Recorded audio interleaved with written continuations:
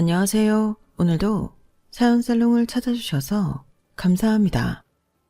저는 40대 초반 여자입니다. 이제 막 중학교로 올라간 아들과 초등학교 4학년이 된 딸을 두고 있어요. 아이들을 낳고 그 자그마한 몸을 품에 안아본 지가 엊그제 같은데 자식을 낳고서는 어찌나 시간이 빠르게 가는지 아이들이 뛰어놀고 있는 모습을 보면 도대체 언제 저렇게 컸나 싶어서 깜짝 놀라곤 해요. 다들 그러시겠지만 아이들을 키우면서 우여곡절이 참 많았는데 그 중에서도 저는 딸을 막 낳아 키울 때가 가장 힘들었던 것 같습니다. 육아가 힘들었냐고 하면 그건 아니고요. 아들도 그렇지만 저희 딸이 특히나 순둥이였어요. 날 때부터 성향 자체가 순한 애들 있잖아요. 아들은 약간 예민한 기질이 있어서 밤에 잠도 잘 못 자고 낯도 많이 가려서 신생아 때 저희 부부가 온갖 고생을 다 해보고 둘째는 여기서 더 할 거 각오하고 낳자는 마음으로 낳았는데 신기하게도 둘째는 또 안 그렇더라고요.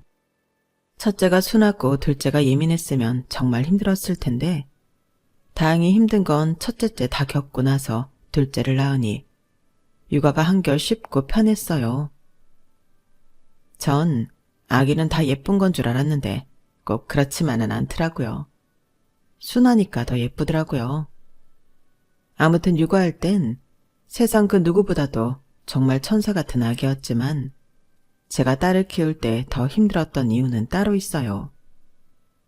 저희 남편이 장남이라 제가 처음 시집을 가서 아들을 낳을 때만 해도 도련님이 장가를 안 갔을 때거든요.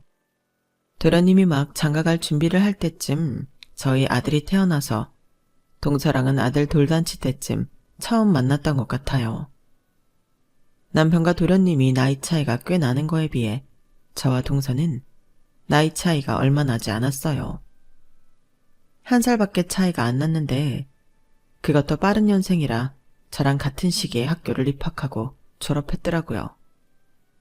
사실상 친구와 다름없었죠. 동갑으로 정리해도 상관없었는데 동서에게 의견을 물으니 그래도 제가 먼저 들어온 큰 며느리이니 나이도 위인 걸로 정리를 하자고 하더라고요. 저야 어느 쪽이든 크게 상관이 없었으니 차라리 그게 마음이 편할 수도 있겠다 싶어서 나이는 그렇게 정리를 했어요. 동갑이나 다름없는 또래가 동서로 와서 저는 나름대로 기뻤고 시댁에 의지할 만한 다른 며느리가 들어와서 한동안은 참 좋았어요. 아들밖에 없는 칙칙한 시댁에서 저 혼자 살가운 며느리 역할을 하는 게 사실 조금 힘들 때도 많았거든요.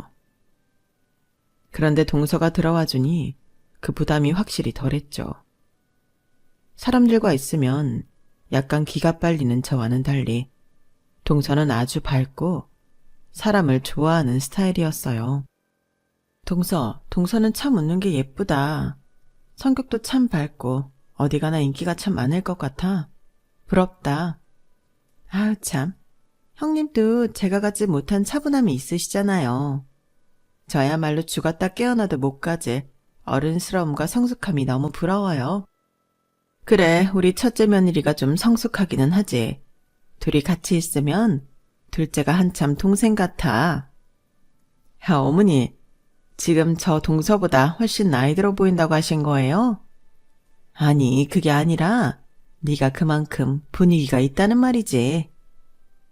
네, 보다시피 저희 시댁은 분위기가 참 좋은 편이었어요.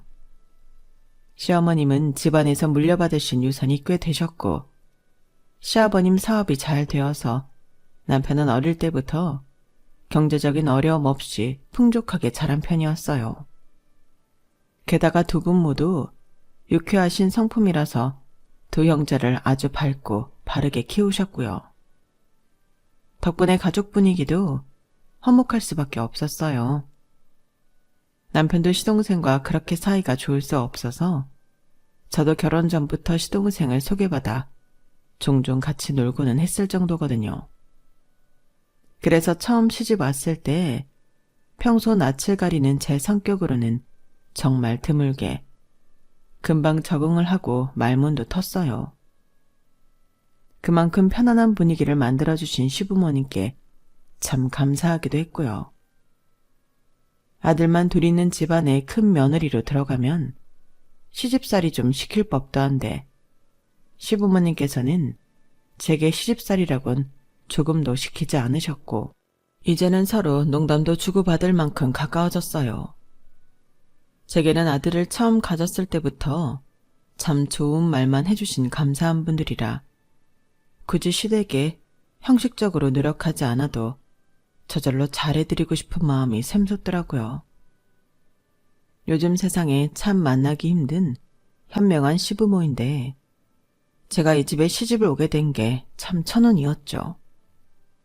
친구들과 오랜만에 만나면 이제는 다들 나이가 차서 대부분이 결혼을 했다 보니 시댁 이야기가 안 나올 수가 없는데 하나같이 입을 모아 저희 시댁을 부러워할 정도였어요.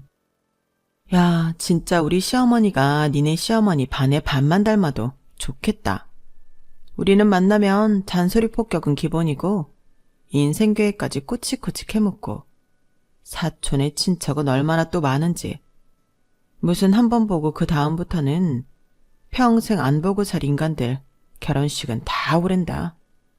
진짜 미치겠다니까? 친구들에게 미안하지만 한 번씩 친구들이 살고 있는 며느리로서의 인생 이야기를 듣다 보면 숨이 턱턱 막히고 도저히 못 버틸 것 같은 기분이 들더라고요.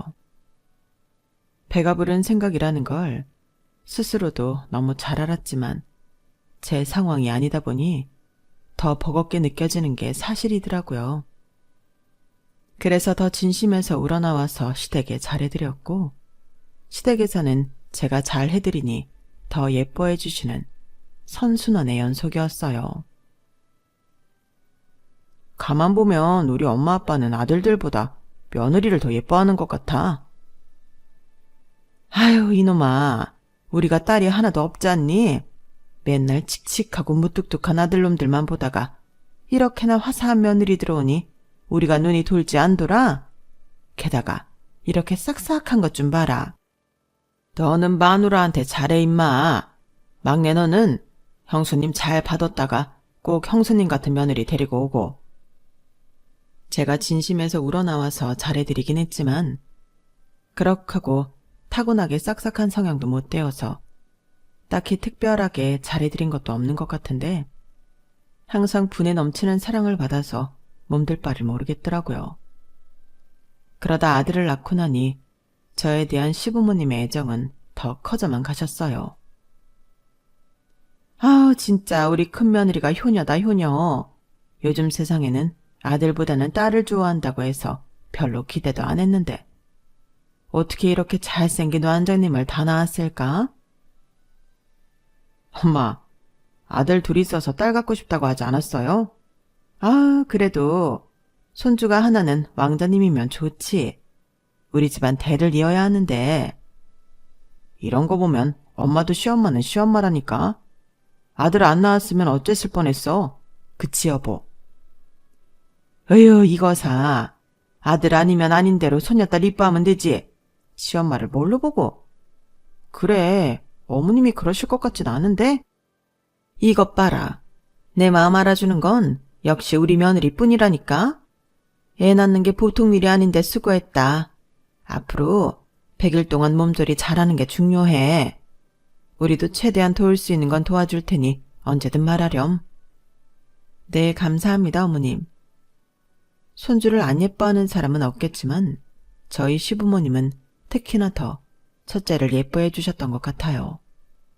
그래서인지 동서가 처음 시집 올 때도 동서보다는 제 아들에게 더 시선이 쏠려 있었고 동서의 이야기를 듣다가도 제 아들이 뭔가 조금이라도 튀는 행동을 하면 곧바로 아들 얘기로 주제가 바뀌는 민망한 상황들이 종종 연출되곤 했죠. 내심 그런 부분들이 동서에게 미안하긴 했어도 사실 어쩔 수 없는 부분이라고 생각했어요. 아이와 있으면 어른들이 신경을 쓰고 있어야 할 수밖에 없으니까요. 아우, 우리 성주는 좋겠네. 이 집안 최고 귀염둥이 왕자님이라서. 동서도 제 아들 손을 잡으면서 그렇게 말하길래 그다지 신경 쓰지 않는 줄로만 알았어요. 그런데 동서가 시집 온 지 반년쯤 됐을 때 저희가 시댁의 둘째 계획을 밝히면서부터 묘하게 동서의 태도가 달라지는 게 느껴졌어요. 어머님, 저희 둘째도 슬슬 준비하려고 해요. 어머나 정말이냐? 고민 많이 하더니 낳기로 했구나? 네, 하나나 잘 기르는 게 맞을까 그런 생각도 했었는데 아무래도 형제가 있어야 아이도 덜 외로워할 것 같아서요. 저희가 좀 힘들더라도 애를 위해서는 그게 맞는 것 같고 또 저희도 첫째 한참 이쁠 때 생각하니까 둘째가 갖고 싶기도 해서요. 그래, 잘 생각했다. 아들이 있으니 둘째는 예쁜 딸이어도 참 좋겠네. 그쵸? 둘째를 가질지 말지에 대해서는 항상 애매한 태도를 유지했었는데 가지기로 했다고 하니 시부모님께서 참 좋아하시더라고요. 그런데 갑자기 동서가 대화에 황급히 끼어들었어요. 어머님, 아버님, 저희도 아이 계획 있어요. 저희도 곧 준비하라고 해요. 결혼한 지 반년도 채 안 되었을 때라 벌써 아이를 준비할 줄은 몰랐는데 생각보다 계획이 빨라서 다들 놀랐어요. 저희 부부는 1년 반 정도 신혼생활을 즐기다 준비를 했거든요. 동서 벌써 준비하게? 그래도 신혼기간 1년은 채우고 하지. 나중에 아쉬우면 어떡해. 에이, 아쉽긴요. 연애도 할 만큼 했고 애초에 결혼이 가정 꾸리려고 하는 건데 둘이 오래 시간 보내서 뭐해요. 나중에 자식 다 키우고 나서 자식들 떠나면 평생 둘만 서로 바라보고 살 건데 전 괜찮아요. 그치 여보? 글쎄, 나는 좀 느낌상 빠른 것 같기는 한데 당신이 좋다면 상관없지. 서방님 표정을 보아하니 서방님은 신혼을 좀 아쉬워하는 것 같더라고요. 그래도 둘이 충분히 합의가 된 부분이니 시댁에도 얘기한 거라고 생각이 들어서 별로 신경 쓰이진 않았어요.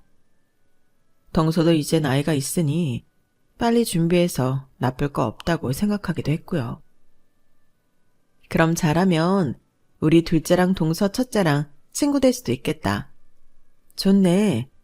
둘이 친구처럼 지내면 시댁 올 때마다 애들은 애들끼리 놀게 하면 딱이잖아. 아이, 그러게요. 그래도 제가 형님보단 빨리 나아야죠. 어? 그건 왜? 형님은 이미 첫째 있으시잖아요. 저희 집 첫째가 형님네 둘째보다 늦게 태어나면 좀 보기 안 좋을 것 같은데? 시댁에 눈치도 보이고요. 어머, 동서, 무슨 그런 생각을 해. 시부모님 그런 걸로 눈치 주시는 분들 전혀 아니셔. 그래도 내가 이 집에 몇 년 더 일찍 들어와서 살아봤잖아. 그런 걱정은 안 해도 돼. 그래도 겉으로만 그렇지 속으로는 어떻게 생각할지 어떻게 알아요.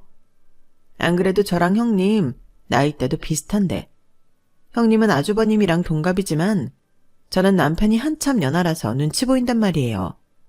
애라도 빨리 낳아드려야지. 나중에 나이 다 들어서 시집 와서 임신 안 된다는 소리 안 듣죠. 그래, 뭐 시부모님들이 그러실 것 같진 않긴 한데 그래도 동서가 그게 마음 편할 것 같다면 그렇게 해야지. 그리고 사실 애 낳아보니까 여자 입장에선 하루라도 젊을 때 빨리 가는 게 맞더라. 임신하고 출산하고 육아까지 애 갖고 나면 체력이 딸리는 일밖에 안 남아서 아이 갖기 전까지 체력 관리, 몸 관리 잘하고 건강하게 갖자. 네, 형님. 신경 써주셔서 감사해요. 그리고 나서 저희 둘 다 임신 준비 기간에 돌입했어요. 사실 저도 첫째 가질 때는 이것저것 많이 알아보기도 하고 몸에 좋다는 온갖 약도 지어 먹어보기도 했지만 한번 가져보고 나니 둘째 가질 땐 그렇게까지 열성적이지 않았던 것 같아요.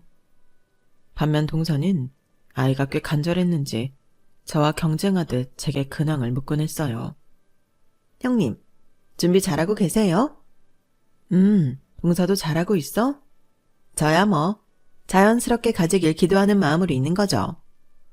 무슨 소리야. 당신 맨날 약주워 먹고 난리도 아니면서. 여보, 내가 그런 얘기 좀 하지 말랬잖아. 아, 그래? 괜찮아, 동서. 뭐 부끄러워하고 그래. 나도 첫째 가질 땐 그랬어. 지금이야 첫째 한번 가져봤으니까 그렇게까지 안 하는 거지. 별로 유난 아니야. 부끄러워하지 마. 제 앞에서 여유를 부리다 서방님의 폭로가 창피했는지 동서가 너무 부끄러워하는 것 같아서 그렇게 말을 해줬는데 동서는 제 말은 들리지도 않는지 서방님만 노려보더라고요. 아, 왜 이렇게 노려봐. 내가 못할 소리 했나? 사실을 말한 건데 뭐. 됐다. 당신이랑은 말이 안 통해 진짜. 그때까지만 해도 동서가 그럴 때마다 아이가 간절한 여자의 귀여운 투정 정도로만 생각했어요. 그런데 어느 날 서방님께 따로 조용히 연락이 오더라고요.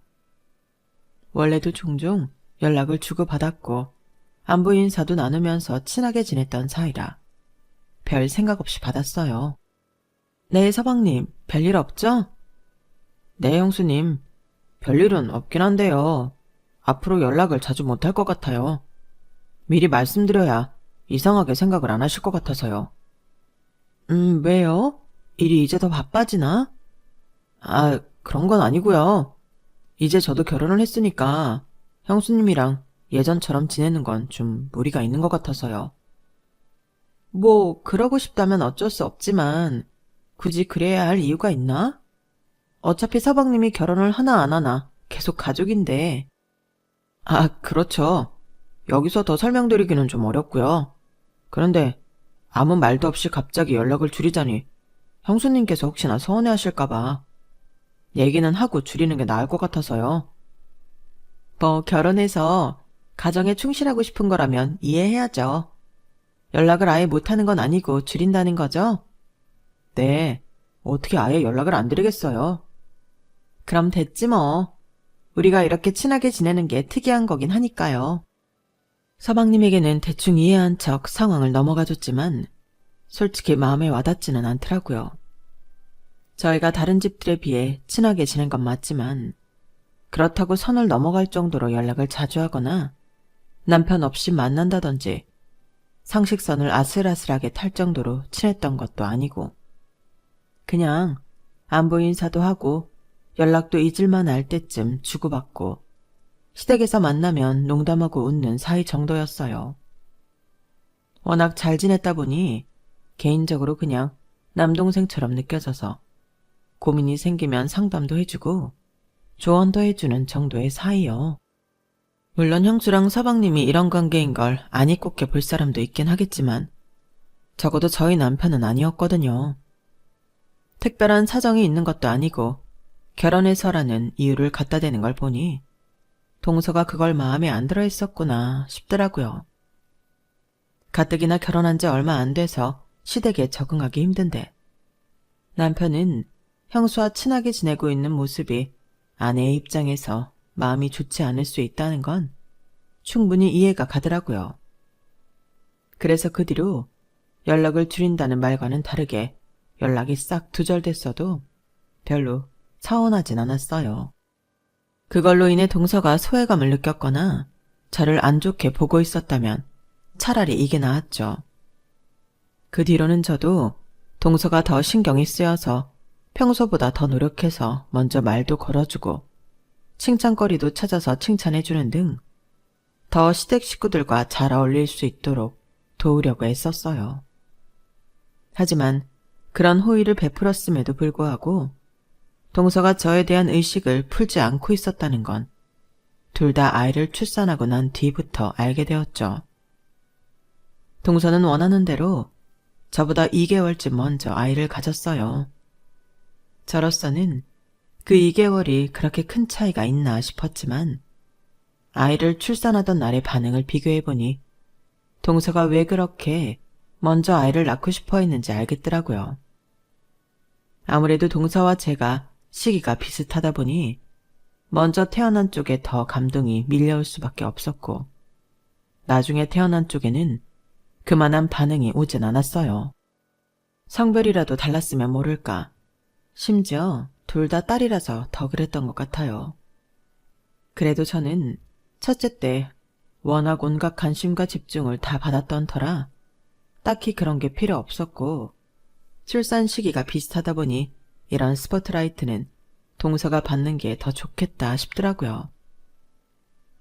아, 저도 첫째는 아들이었으면 좋았을 텐데 아쉽네요. 동서 아들 갖고 싶었어? 요즘은 딸 가지면 더 좋아하는데 왜? 젊은 사람들이라 그렇다지만 아직도 어르신들은 아들 좋아하니까요.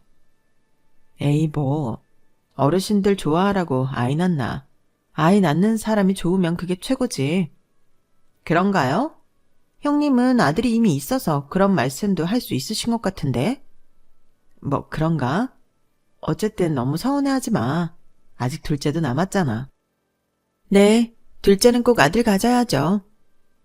동서가 생각보다 아들에게 집착하길래 처음에는 좀 의아했어요.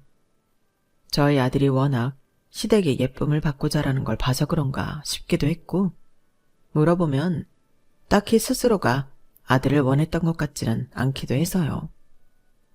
저희는 같은 딸의 동갑내기였지만 동서가 저보다 키도 크고 골격도 있어서 그런지 애들도 동시에 동선의 애가 훨씬 크고 금방 자라는 느낌이었어요.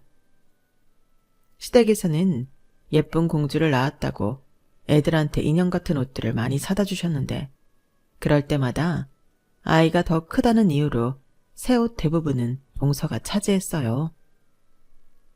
형님, 혹시 이 옷들 제가 먼저 가져가서 우리 희영이 좀 입혀도 돼요? 전부 다?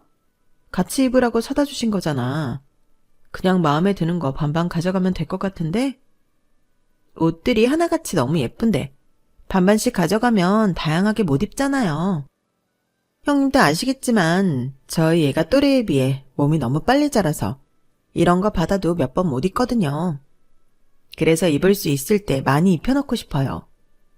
진짜 이런 외출복은 2번 정도 입나? 서너 번 입으면 많이 입는 거거든요.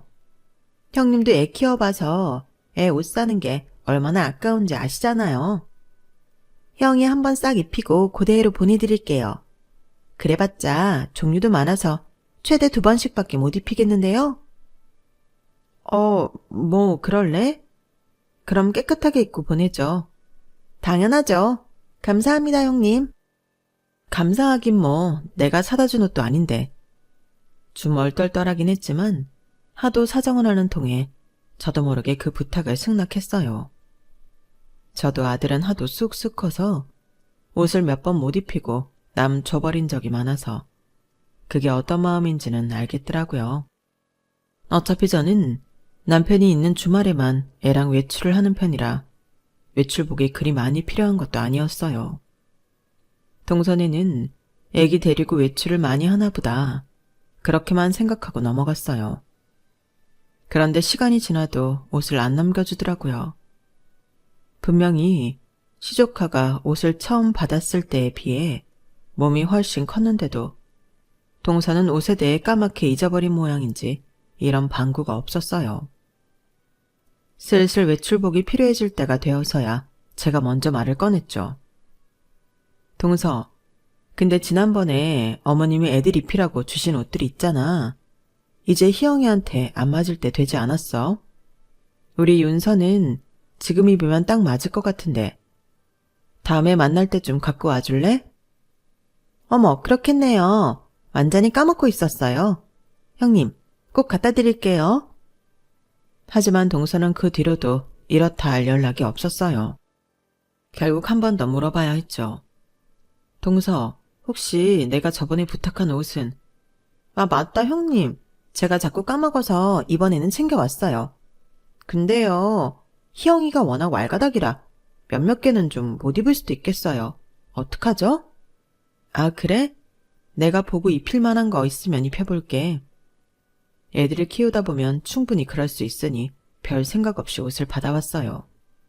그런데 한두 번밖에 못 입히겠다던 새 옷들이 어떻게든 뽕을 뽑은 건지 그새 낡고 해져 있더라고요.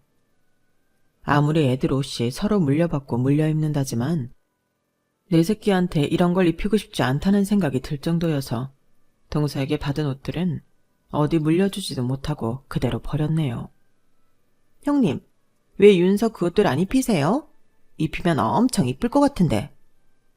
아, 옷들이 자세히 보니까 올라가고 목 늘어나고 해진 데가 많아서 입히기가 좀 그렇더라고. 아, 그래요? 그래도 두세 벌 정도 입힐 만한 건 있었을 텐데. 그럼 버리셨어요? 누구 물려줄 만한 상태도 아닌 것 같아서 일단은 버렸네. 네, 어쩔 수 없죠. 잘하셨어요. 솔직히 기다렸던 시간이 있었던 터라 도대체 애 옷을 어떻게 입혔으면 옷이 그렇게 되는 거냐고 묻고 싶었지만 턱끝까지 차오르는 질문들을 겨우 삼켰어요. 잘못 말하면 제가 시비를 걸거나 감정 상한 걸로 오인해서 일이 커질 수도 있으니까요. 그냥 그 다음부터는 애 몸이 크든 말든 어머님이 주시는 옷은 무조건 나눠서 가지고 와야겠다는 생각이 들더라고요. 그중에 저희 딸이 입으면 참 어울리겠다는 생각이 드는 옷들도 있어서 너무 아쉬웠어요. 그래도 어차피 제 돈으로 산 것들도 아닌데 아쉬워해서 뭐하냐는 생각으로 얼른 훌훌 털어버렸죠. 좀 짜증나긴 해도 다음부터는 그냥 어머님이 주실 때 내 몫을 챙겨놔야겠다는 생각이 들더라고요. 그리고는 애써 잊어버렸어요.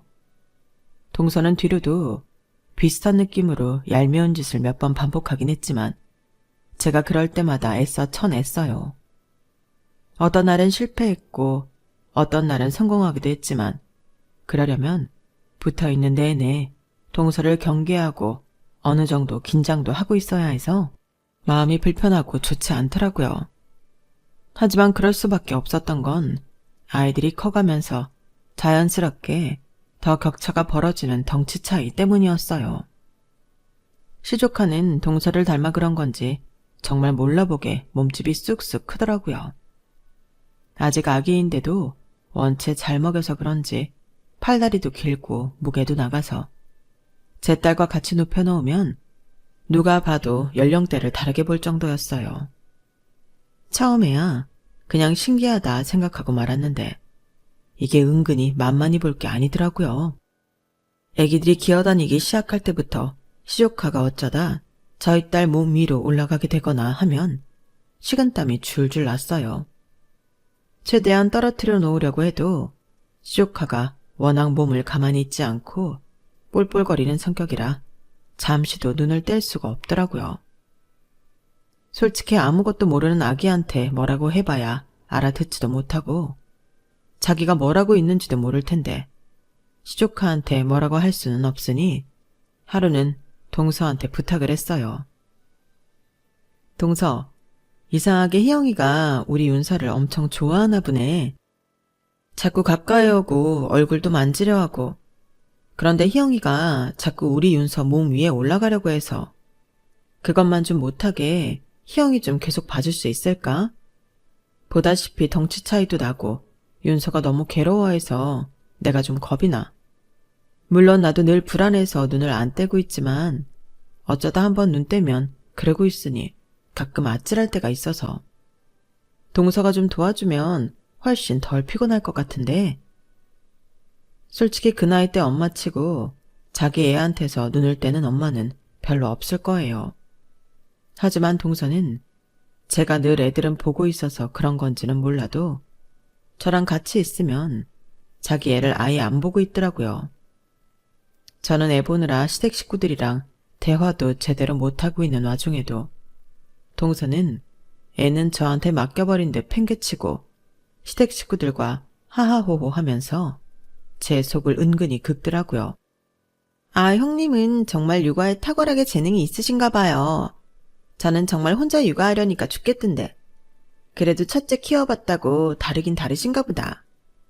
제가 시댁 올 때나 잠깐 애한테서 눈 떼지 언제 이래보겠어요.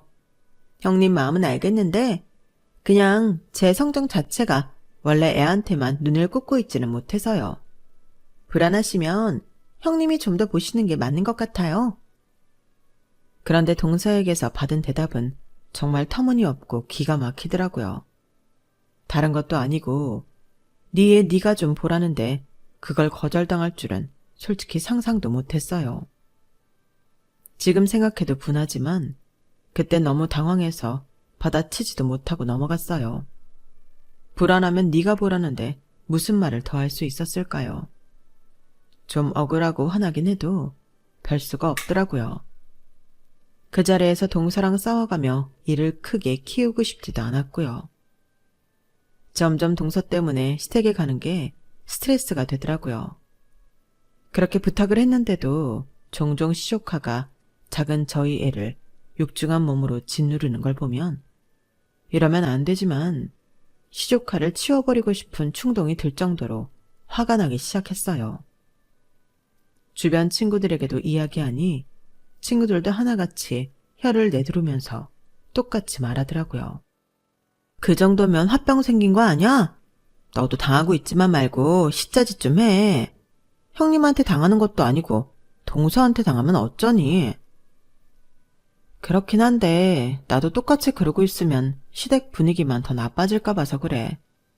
알다시피 동서 들어오기 전에만 해도 시댁이랑 사이 좋았잖아. 그래, 괜히 집안 시끄러워졌다가 얘가 뒤집었으면 어떡해. 차라리 상종을 말고 가만히 있어. 어차피 시댁 식구들은 네 인품 잘 알잖아. 그럴 땐 참는 게 이기는 거다.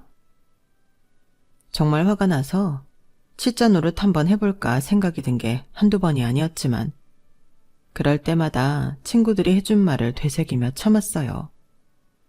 그런데 역시나 참는 것에도 한계가 있는 법이라 결국 일이 터지고 말았죠. 때는 시어머니의 환갑 잔칫날이었어요. 환갑잔치는 준비할 때부터 동서랑 작은 트러블이 있었어요. 평소에는 손 하나 까딱 안 하던 동서가 그날따라 환갑잔치는 직접 음식을 하자고 주장을 하는 거예요. 본인이 음식을 정말 맛없게 해서 집에서는 요리를 남편이 다 한다고 자랑하던 사람이 그런 소리를 하니까 황당해서 못 들은 척 좋은 식당을 예약해버렸거든요.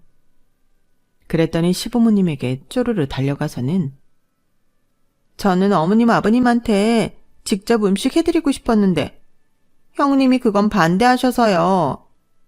이러고 있더라고요. 우리가 합쳐서 애가 셋이야 동서.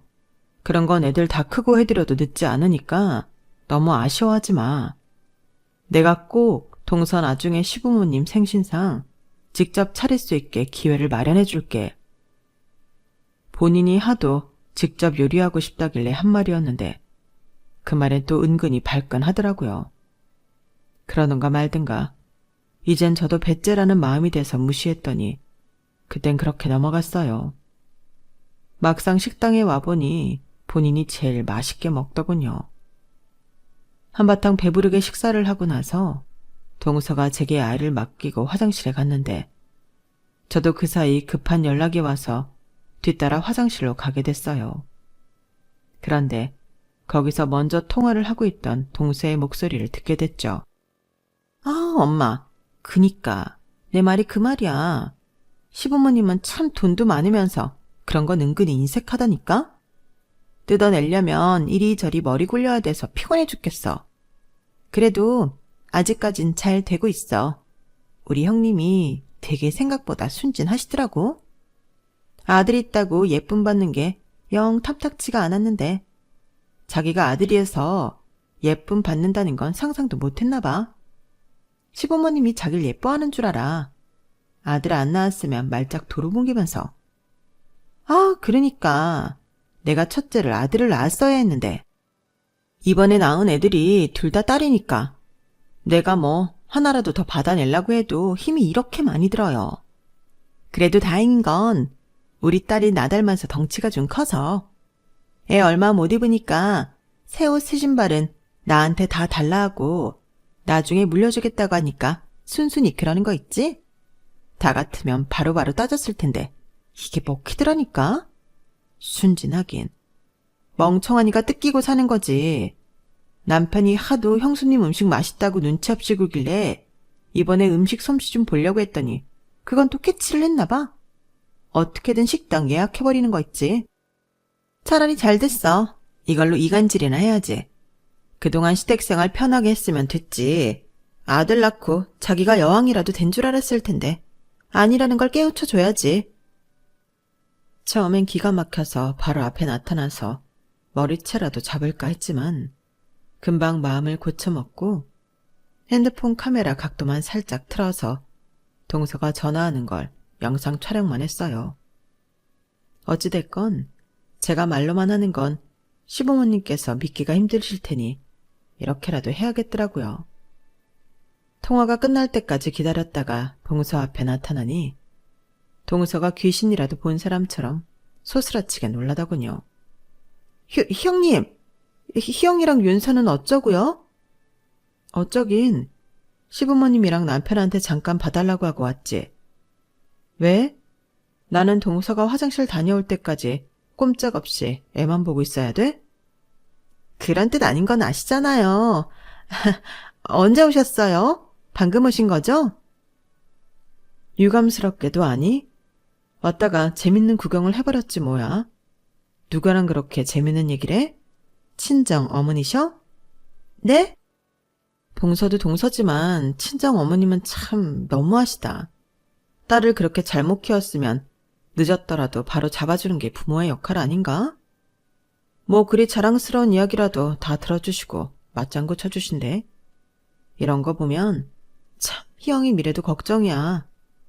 자기 등치 산만한 것도 모르고 약한 애한테 치대는 버릇은 언제 고치려나? 아, 동선의 친정 엄마께서 하시는 거 보니까 희영이도 가망 없겠네. 형님, 지금 뭐라는 거예요? 말씀 다 하셨어요? 왜? 나도 동서한테 꽤나 욕먹고 우스운 꼴은 다 당했는데 동서는 그렇게 해도 되고 나는 안 돼? 나한테 미안한 마음이 들면 그렇게 화낼 수 있니? 참나, 미안한 마음이 왜 들어요? 그럴 것 같았으면 애초에 안 했겠죠. 전요, 그냥 아들 낳았다고 벼슬이라도 탄 줄 아는 것 같은 여자들이 제일 싫거든요. 그래서 아니란 걸 좀 알려드리고 싶었던 것 뿐이에요.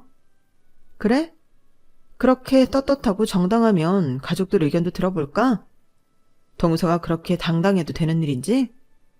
참나, 왜요? 쭈르르 가서 다 말하려고? 말씀하세요. 나는 뭐 입이 없는 줄 아나? 입은 있지만 동서는 영상이 없지. 네? 뭐라고요? 저는 핸드폰 화면을 켜서 동서에게 보여줬어요. 가족 단체 톡방에 방금 찍은 영상을 올리기 직전의 화면이었죠.